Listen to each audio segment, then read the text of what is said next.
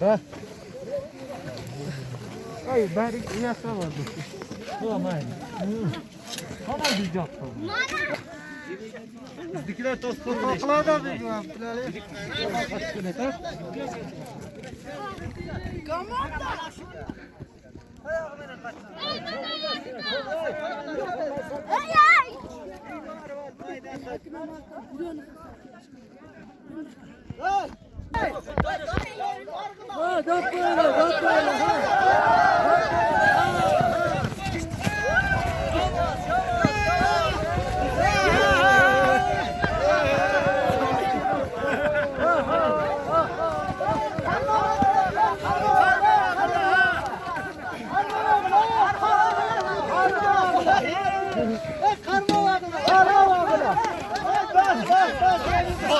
Bunlar sonra biri şamda yumurtlayacak. Yine çay içeceğiz Eray.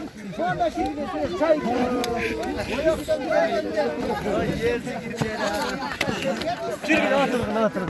Çay içeceğiz.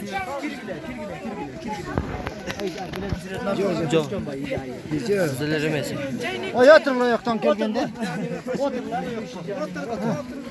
Şarkıcı oldu. Bana ayaktan geldi. Var sen dışarı çık bak. Bana bak. Kimdiki?